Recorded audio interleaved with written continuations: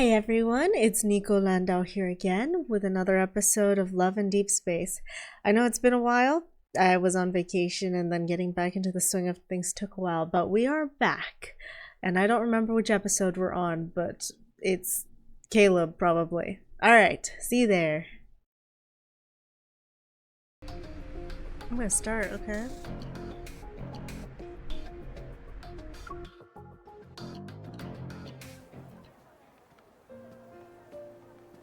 Cool mist rises slowly from the lawn, leaving only a shadowy outline of the hospital wing's streamlined white architecture. I squeeze the dog plushie named Lucia. I'm genuinely puzzled about what Mia's intent is.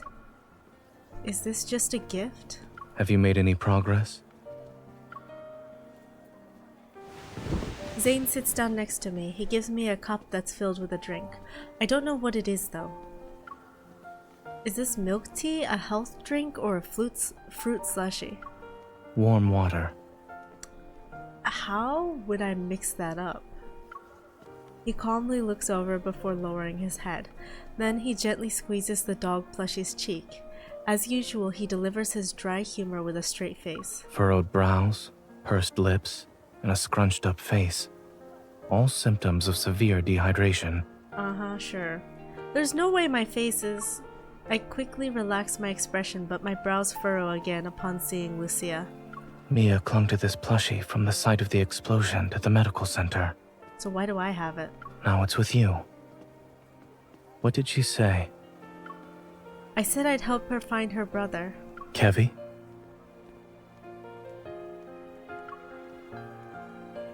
Zane pauses, his thoughts drifting for a moment before he shifts slightly. His tone becomes more solemn. Something or someone must be behind his disappearance. However, by getting involved, you'll have to confront people who are also searching for him. Yep, I know. While the Far Space Fleet dealt with the culprit behind the explosion, the whole thing feels too similar to what happened to me. I'm not sure, but Ever must be involved somehow.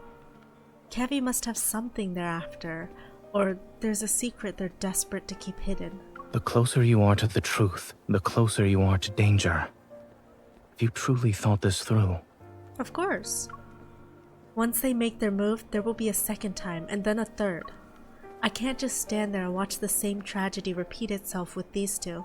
Aside from Ever, there's another curious matter. Yes? I studied in Skyhaven and worked at Willow Medical Center for a while. As a result, I'm familiar with the general atmosphere of this place. Oh. But I've noticed how different it is from what I remember. What are you trying to say? The fleet. Back then, the fleet wielded a considerable amount of influence beneath a modest facade. They spent most of their time carrying out exploration missions in the Deep Space Tunnel. A majority of the people who worked here for 7 to 8 years had never seen what their vessels looked like. This sort of large-scale operation where their forces have been deployed on the ground is unprecedented.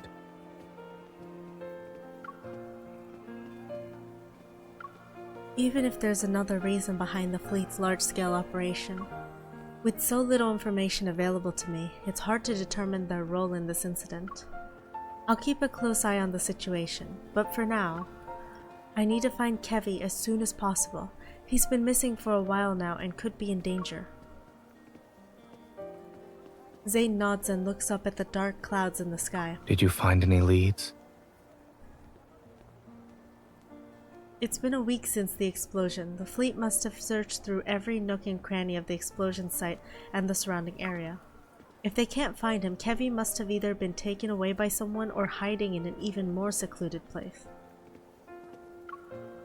While the latter seems unlikely, I look at Lucia's big wide eyes. Did Mia give me a clue? Let me take a look. I give Lucia to Zane. He scrutinizes it for a moment before tugging its charred tail. There's a burst of static before a voice crackles from the plushie. Where are you hiding? I'm done playing! Aww. Mia, you're so silly. I'm in our secret base. But we said not to hide in the secret base. You're cheating! Noticing my surprised gaze, Zane places Lucia back onto my lap and strokes its head. I've seen similar toys with sick children. I knew it was a smart move to turn to a doctor. I carefully pull Lucia's tail and listen to the conversation again. Then I realize something. Maybe Kevi hasn't been taken away. He might be hiding. Is this secret base his hiding place? I turn back to look at Zane and speak. Don't. I'm tired of hearing that. I'll buy you dessert.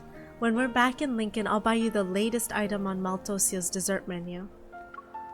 I suddenly recall how Zane had taken several consecutive days off after returning from Chancia. It's something he rarely does. You've already used up some of your vacation time. Will you be busy later? I can get the dessert to go and give it to you at the hospital instead. This is the first time I've heard of someone inviting another out for dinner by using a complaint. I'm afraid I'll bother you when you're busy. Zane slowly leans back, studies me for a moment, and then reaches for the cup of warm water. His expression remains indiscernible. I suppose what you need isn't water, but something that's more than lukewarm. What do you mean? Noticing my confusion, Zane slightly tilts his head and responds with a smile that carries amusement and resignation. We both have to deal with challenges, one after another. If we want to see each other, then there will be moments like this where we can sit together, no matter how hectic things get. He lifts Lucia's head and the plushie stares at me with its dewy black eyes. Once you help Mia, take some time to think about what you'd like to eat with me. Food! Oh. Following the explosion, the Far Space Fleet uses Wanderers as their reason for sealing off the area and evacuating all residents within a 2-kilometer radius. Maybe the week-long search has led them to believe Kevi is no longer in this neighborhood. No fleet soldiers are stationed here tonight.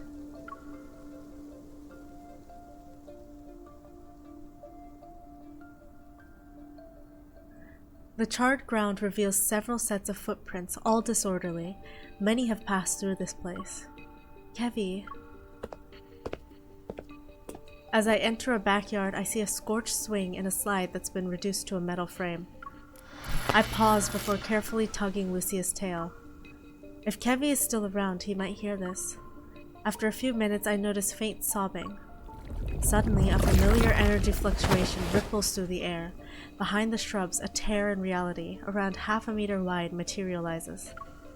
A timid little boy emerges. He's hesitating. Realizing I'm not his sister, he tries to run away, but I quickly call out to him. Wait, Mia sent me! The boy freezes. He turns around, but his head is still lowered. He's unwilling to meet my gaze. You shouldn't come any closer. Don't look at my face. What happened to him? Have I become a monster? No!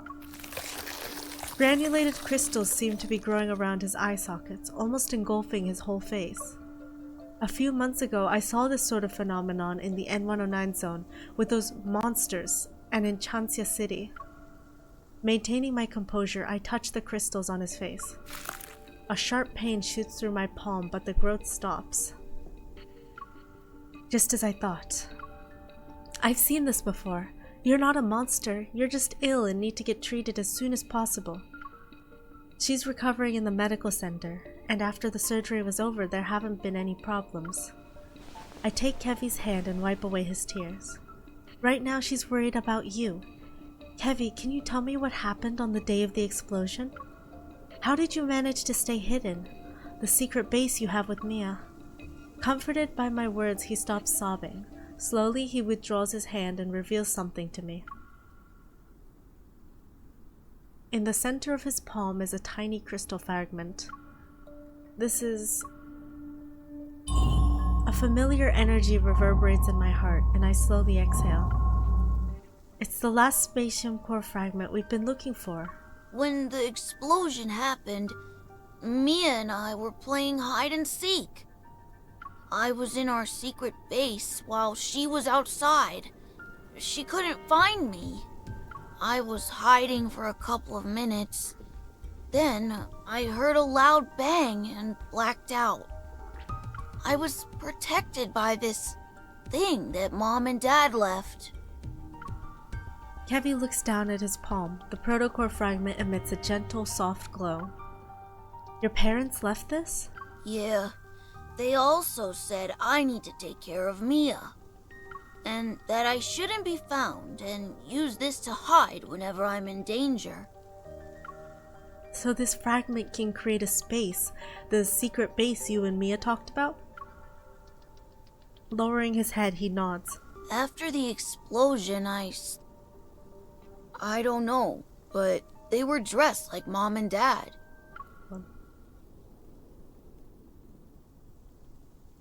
After the explosion, I slept for a long time.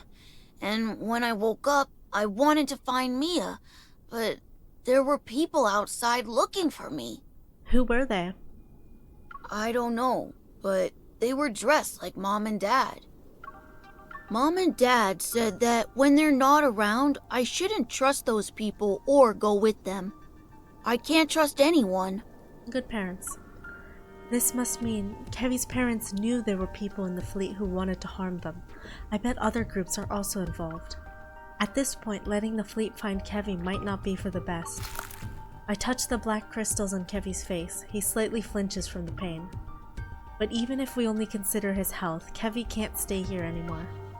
Maybe having him leave Skyhaven temporarily is the only way to ensure his safety right now. In that case, the Hunters Association, which has been kept out of these events since the beginning, will be a reliable safe haven. I know you're in danger and that you really want to see Mia now, but you need to keep this fragment safe and hold on for one more day. I'll make the necessary arrangements and return to you as soon as I can. Kevy is quiet for a moment, then he pats Lucia's head and nods. Can you tell Mia something for me? I get the strange feeling that if I leave him be for a day, he's going to get found.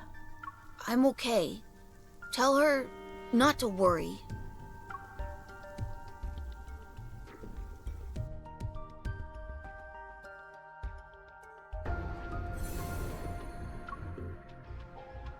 Just get that feeling. After leaving the area that's under lockdown, I call Zane.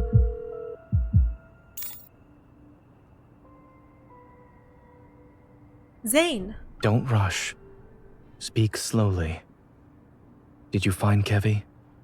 He talks really slow. When his voice comes through the phone, it's almost as if a warm hand is soothing my troubled mind.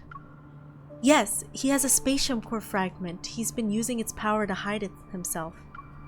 He's also infected with something that involves those black crystals, but his condition seems slightly better than what we saw in the patient in Tianxia Hospital. In Tianxia Hospital, Zane and I arrived at a preliminary conclusion. The ether core's power doesn't cause transformations like this. Someone is responsible for creating this crystal-related disease. And assuming that's the case, they're deliberately turning people into monsters. After I reveal this conclusion we never really discussed before, the other end of the line is silent for a few minutes. A few years ago, I witnessed something similar. That person was my friend. Recalling my conversation with Zane in the Arctic, a guess forms in my mind. Was it the one who died in Mount Eternal? It couldn't be because... Yes. After that incident, we learned that under extremely special circumstances, when Wanderers strike, their attacks cause energy crystals to grow in the afflicted area. They corrode the human body and grow a sort of shell over it. Once that happens, the victims can lose their sanity within seconds and uncontrollably lash out at anyone around them. Some of the vague relationships between a few things become clearer. Zane's secret research, the small animals at Dr. Noah's home. Your research with Dr. Noah in the Arctic involves this, right? It does. Based on your description, Kevy's transformation hasn't truly started. But it's hard to say if we should delay our attempts to treat it.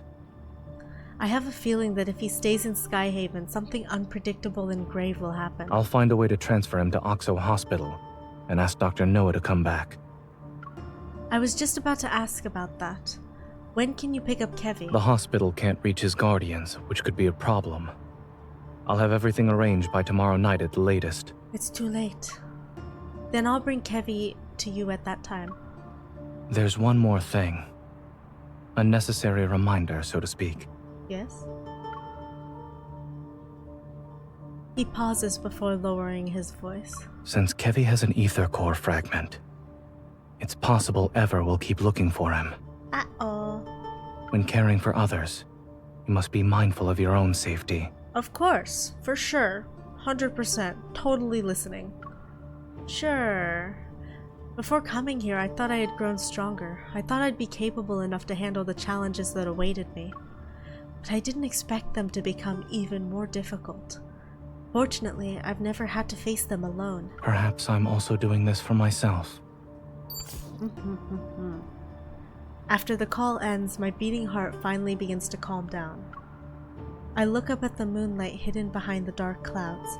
The night is still, with no wind or rain, and the stars shine brightly.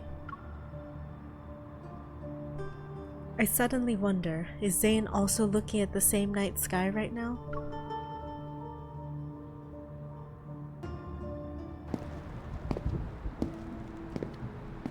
The lieutenant's appearance at the medical center today means the fleet is keeping Mia under close surveillance. I need to avoid them if I want to bring Kevy there. Which means I need to keep this from Caleb somehow. Yes. During my trip back to the station on the floating island, the previously peaceful sky suddenly becomes dark and gloomy. Thunder roars in the distance. It might start raining again. My phone has several unread texts from Caleb. Where are you? When will you be back? I'm at the supermarket. What do you want to eat for dinner tonight? Hey! As I scroll through them, the fact that Caleb is truly back sinks in. Everyone's on edge because of the explosion in the Cascade District. The deep space tunnel's been acting up again, and more wanderers are showing up in Skyhaven. I send over my location's coordinates, and then it starts to drizzle. I join the crowd under the overpass. The atmosphere grows heavy with an eerie chill. A figure clad in black, half their face concealed by a high collar, appears. Their greenish-gray hair is loosely tied. Excuse me? That's interesting. Very interesting. But they don't move. Something's off, so I move to the side. Can I help you? Yeah, you can. That's ominous. That's concerning. Ah! Not again! All of a sudden, there's a small explosion nearby. The scorching heat throws me back a few meters. It's a wonder! Oh, come on! Run! I steady myself, covering my nose and mouth with one hand and waving away the smoke with the other. The stranger is still there. He pulls down his collar to reveal his face. With a forked tongue and white-slit pupils, he grins mysteriously as if knowing this would happen. Has anyone warned you that a unique hunter like yourself could get into some real trouble around these parts? He's a snake? He moves like a grayish-green serpent. His fingers change into blades as they swipe past my cheek. Do different colored serpents move differently? Was that necessary? I barely managed to sidestep him. He attacks again, aiming for my throat this time. He's tough and quick. I instinctively lean back and narrowly avoid the silver blades. I pistol whip him, the gun landing a decisive blow on his head. Hearing that satisfying sound, I know I did a good job. I turn around. From the broken remains, wires and metal bits burst out along with a bunch of tiny bolts. You're annoying. I can't hear anything now. Oh, damn. He's an android. The man touches the broken part of his ear before tossing the short-circuiting implant into the drain. If I take the ether core from you, I can trade it in for an ear with some nice bass. But The scattered electrical equipment is sucked into a metaflux surge as it spawns several strange-looking wanderers. Oh, well, let them have some fun. Time for battle! Is this some kind of transformation? My hand moves behind my waist. Amidst the dirt and rain, a bright red flash materializes. A wanderer that has lunged forward is sent flying back several meters. What attacked it was... Is it Caleb? An apple? Having found its mark, the apple continues on its gravity-defying trajectory. I turn my head. Oh, it's definitely Caleb. Ah! He's so hot! He's so hot! Look at him! Okay? I know I was a sane sim, but like, Caleb? Cradling his phone between his ear and shoulder, Caleb grabs The supermarket wasn't having a sale on produce today, and my bullets... Cradling his phone between his ear and shoulder, Caleb grabs an apple from the paper bag he's holding. He throws it up and catches it in his right hand. The supermarket wasn't having a sale on produce today, and my bullets aren't exactly cheap. Wasn't having a sale? Aren't exactly cheap. Why is he using apples then? Caleb! Hi. What am I meant to do here? There we go. I raise my gun and swiftly position myself beside him. I keep my eye on the wanderers approaching us. This isn't a game. I won't let you charge in alone. Eee! Don't underestimate me. I can pull my weight in a battle just like you now.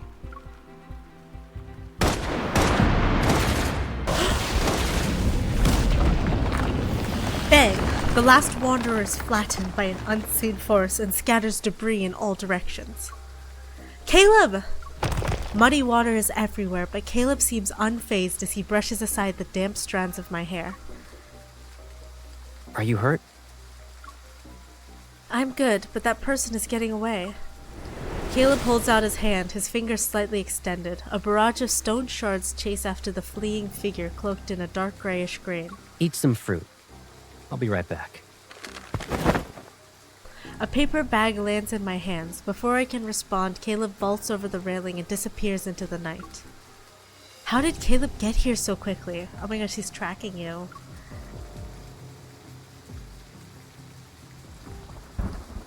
Perfect vessel, my ass. It doesn't even look as good as us unfinished products. Damn it! Sharp shards pierce through half of Viper's face, and before he can even cry out in anger, a kick knocks the wind out of him. Get him, Caleb! A powerful force slams him into the ground, which instantly destroys the other half of his face. I see it's shedding season again, Viper. Ooh. You bastard! I'll kill you! Caleb increases the weight. Immediately, the crisp sound of something cracking reverberates. Those invisible restraints are like iron that even makes Viper's knees creak. You... Stop it!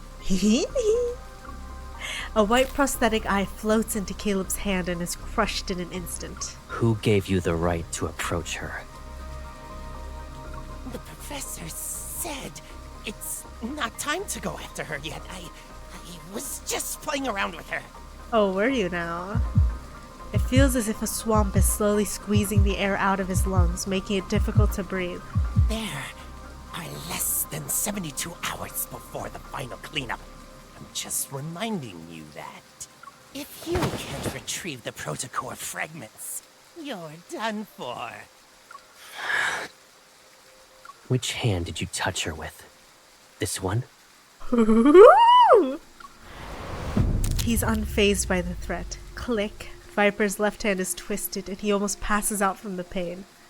You need to protect her. It's a bit much. Look at all this blood. Ooh.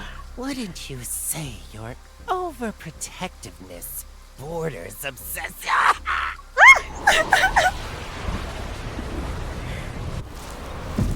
Raindrops are suddenly suspended in the air. They're like countless silver needles that are ready to pierce him at any moment. He can't even laugh. Caleb crouches down, Meeting Viper's gaze, he slightly smiles. Lay a hand on her again, and I will kill you. That's so hot. You should just kill him now, honestly.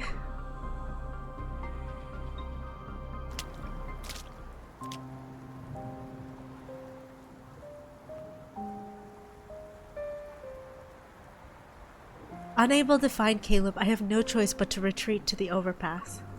The soaked part of the paper bag I'm holding leaves a chaotic pattern on my hand. It almost resembles a winding labyrinth.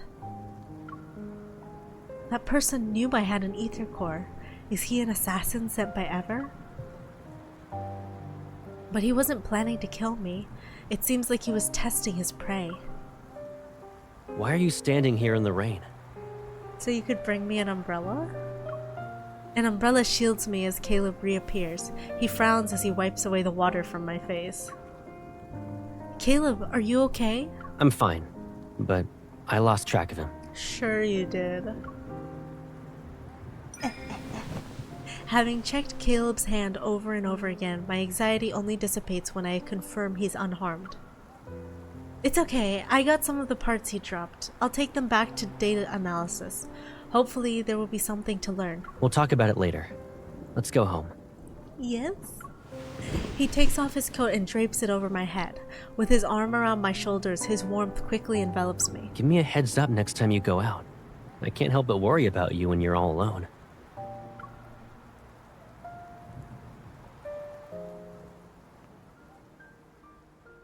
Upon returning home, Caleb ushers me into the bathroom. I'm wrapped in the hot water's warmth. After getting out of the shower, I put on soft loungewear, the rain's chill having faded away. In the living room, I scan the parts and upload the data to my watch. A steaming bowl of ginger soup appears on the coffee table. You didn't dry your hair. Again. Freshened up, Caleb brings over a towel. He sits down on the couch and pats the spot next to him. Come here. I comply and hold the bowl of soup while Caleb towel dries my hair. It's very soothing and I can't help but narrow my eyes. It's been a while since I received your service like this. Oh, so you know it's a service. And that's why you always plop onto the bed to play with your phone while your hair's still wet. It's because I know you'll help me. Okay, Pipsqueak.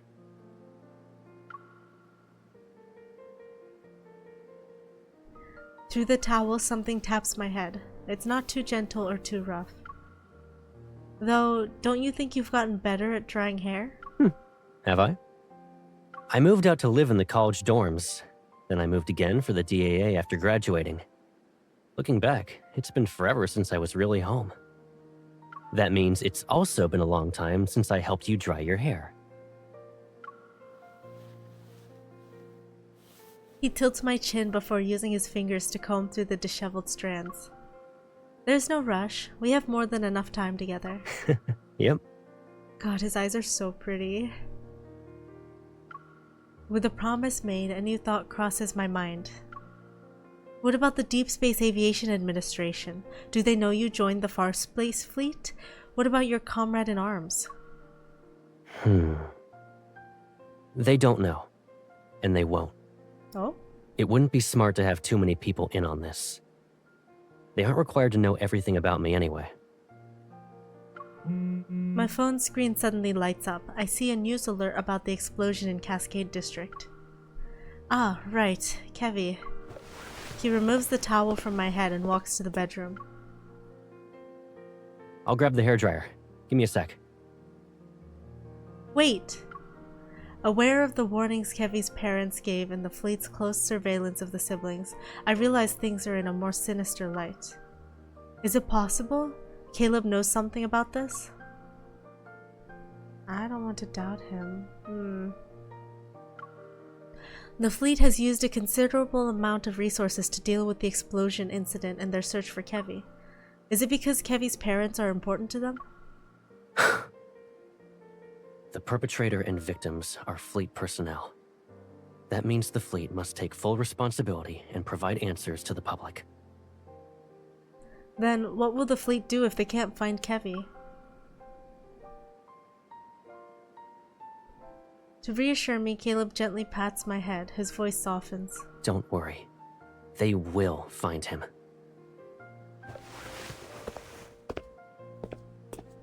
As I watch Caleb walk away, a sense of guilt creeps over me like an evening mist.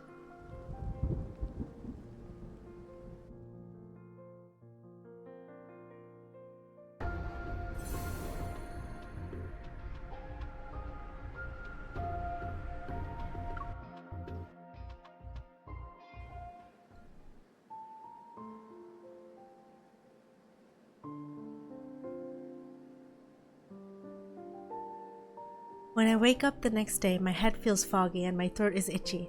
Maybe it's because I got caught in the rain yesterday. What are these for? As soon as I enter the living room, I stop in my tracks. Boxes of various sizes that weren't there before are now here. Caleb rolls up his sleeves. He sits down on the floor and pieces something together from the scattered parts around him. This place has been empty for too long, so I bought some stuff. Take a look. Do you need anything else? It's okay. I'll only be staying here for a few days. Anyway, I need to go. Why? You don't plan to visit me anymore? No, of course not. I rub my stuffy nose. Content, Caleb smiles, wipes his hands, and gives the assembled robot a pat on the head. Hello, Master.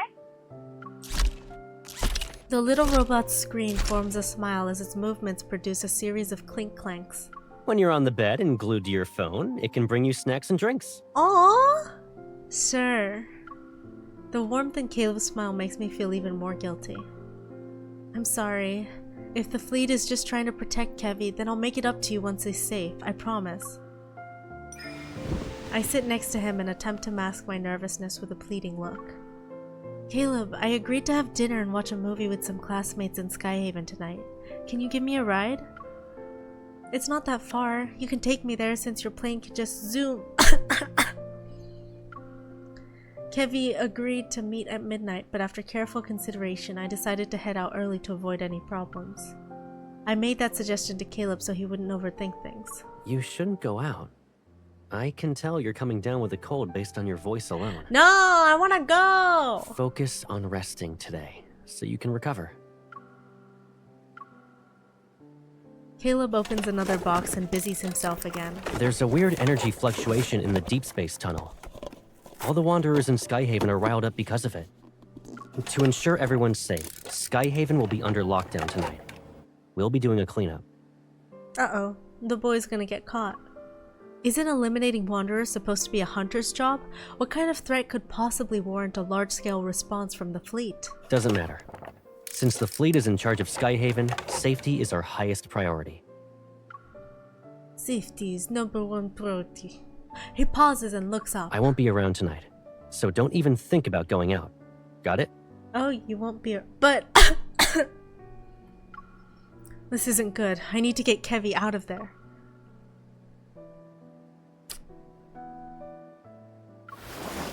Meeting Caleb's gaze, I pretend to give in and purposefully let a bit of reproach tinge my voice. Fine, I'll stay here. I can't exactly disobey the Colonel's orders, huh? You also can't lock yourself in your room so that you can sneak out through the window later. Why not?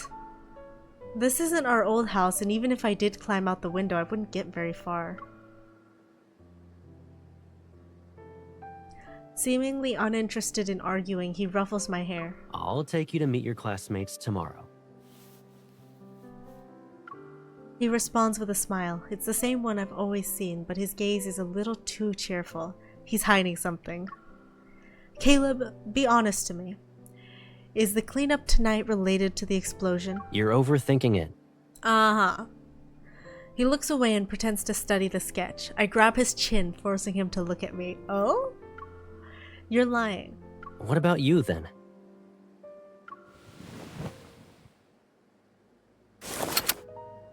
Ah! This is so hot. Two enemies living together, pretending to be on the same side, but both of them are hiding something. I love that. He calmly grabs my right hand and reveals the gun I had put on my waist. Why do you need a gun at a friendly get-together? That's because I'm worried about encountering a wanderer. His grip on my wrist tightens. Don't forget about the ether core in your body. You're not a normal hunter. And the whole explosion incident is complicated. One wrong move, and you'll be trapped here forever. The fleet isn't just here to investigate the explosion, right? Are you hiding something? In the tense silence, the small auto is oblivious as it continues making noise. After what seems like an eternity, he suddenly lets go. Sorry. Do you remember what I said? Leave it to me. I won't break my promise to you. My lips tighten into a thin line, and the increase in body temperature that I've been fighting hits me. I slowly lean back and sink into the sofa. I'm sorry. I shouldn't have upset you. Caleb kneels. He takes my wrist that he had grasped earlier and massages it with his thumb. But tonight's operation isn't just a normal patrol. You're unaware of the dangers here. His earnest gaze follows mine when I try to look away. For some reason, this version of Caleb feels like a stranger. Do you really mean it? Cross my heart.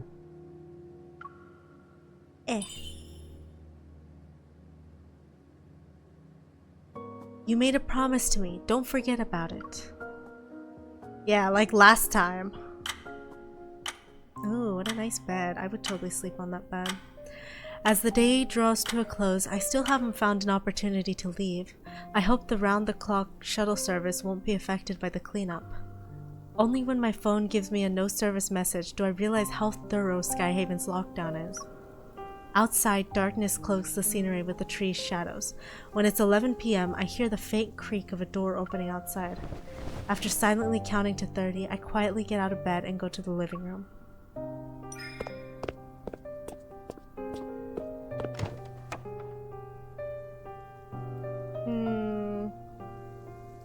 Sus. I feel like he's gonna follow me. No one's here, only a single wall lamp illuminates the room, and the furniture shadows are plastered on the house's white walls. I have the feeling we're going to find Kevy, and then Caleb has followed us, and then Caleb's going to take Kevy from us. I let out a sigh of relief and try to find my gun that Caleb put away. Looking for something? Ah!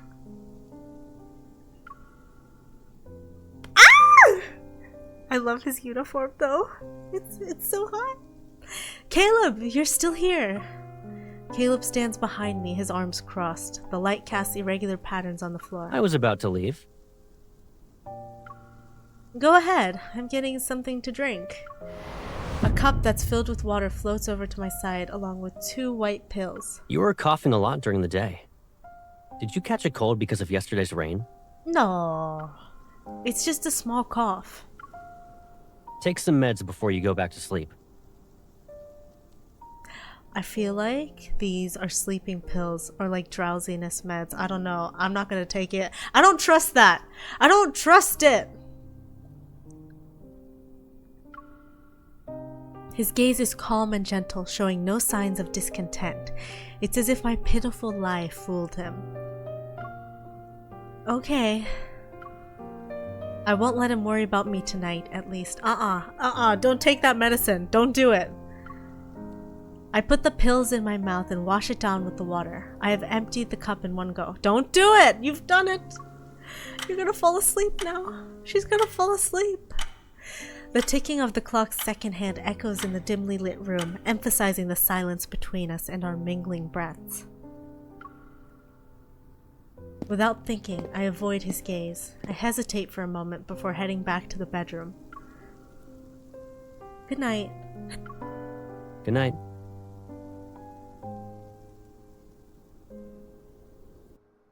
I feel like they're sleeping pills. I don't know. We're supposed to go get Kevy at midnight. Bro. This ain't right. This. Oh, hi. Hello, sir. Hi.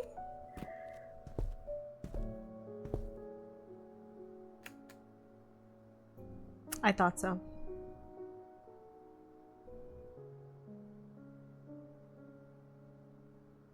Dumbass. Hey,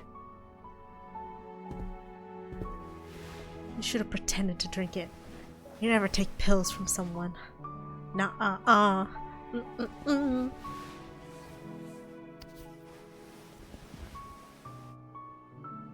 if I kept you here with me like this, would you think I'm being too selfish? Hot.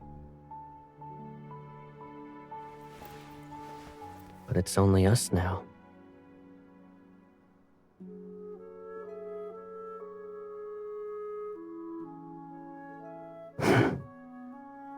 Let's say I had noticed these threats that were lurking around you earlier.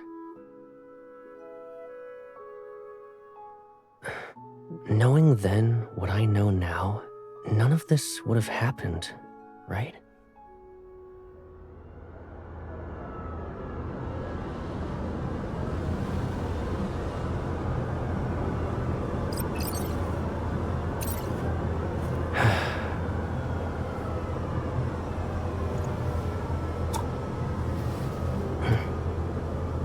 Don't worry. This nightmare will come to an end. I promise.